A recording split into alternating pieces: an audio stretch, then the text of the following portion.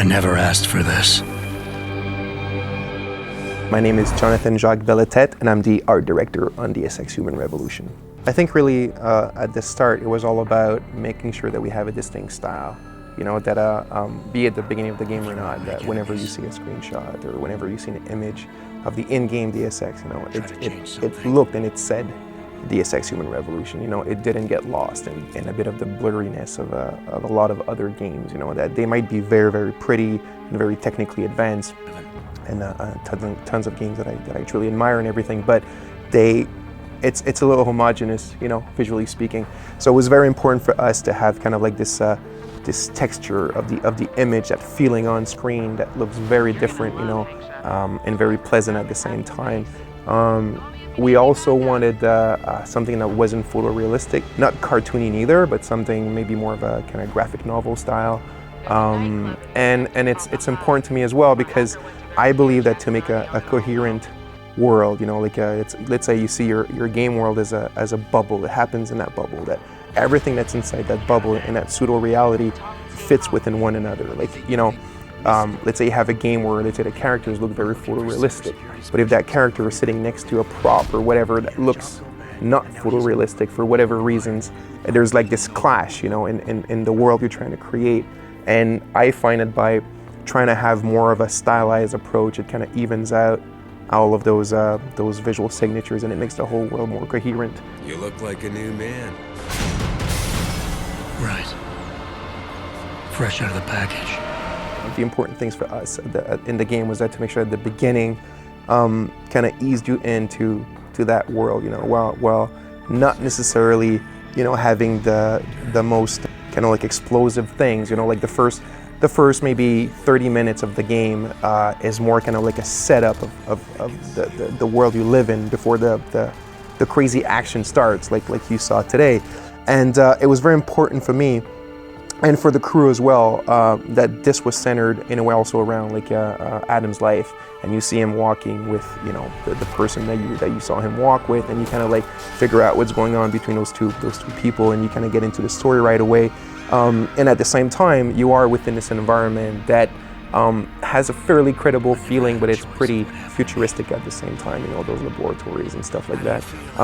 And how the dialogue goes at the same time. You know, they talk about the research they've been doing, and there's like this big thing that's going to happen in Washington and all that kind of stuff.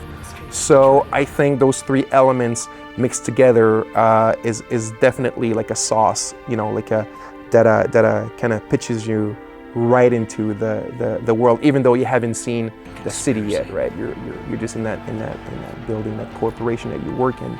So, something that was really important for Mary Demal, she's our narrative game director, so she came up with the story, and she had a great crew of writers as well, obviously helping her because it's a huge story.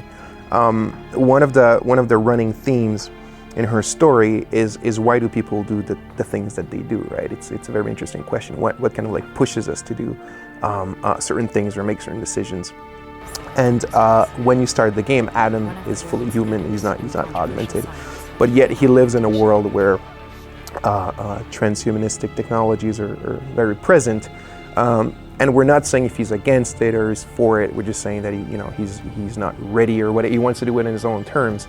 And then this attack happens, and he gets, you know, very badly injured. And in order to survive, he needs to get augmented. And obviously, there's a whole bunch of other stuff that you start discovering that might have been a little more than that. The idea is that he feels like a very important personal choice was taken away from him. And he goes in the quest afterwards, you know, but it starts by being something that his boss asks him to do.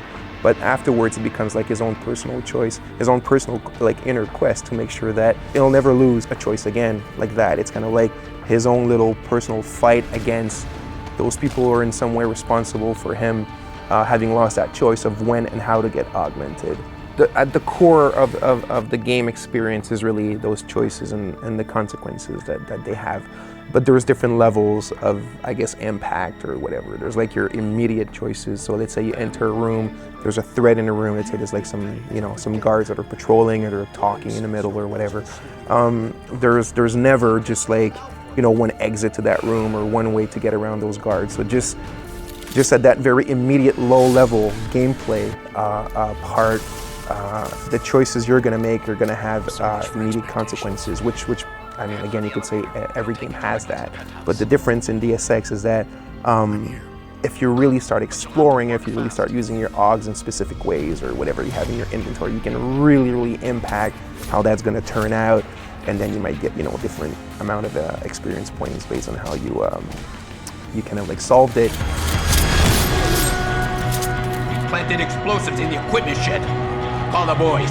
Blow the place. I'm going after the explosives. Roger that. It's really interesting to see that this whole kind of Deus Ex recipe, going back to the first one, it really seems that the homeworks we did and all the hard work that we did seems to be functioning quite well by looking at you guys play and attempting all sorts of different things and using all the AUGs and the different paths and different weapons and stuff. Very cool. I'll never stop looking. Okay, so this was, Deus Ex Human Revolution, the hands-on demo.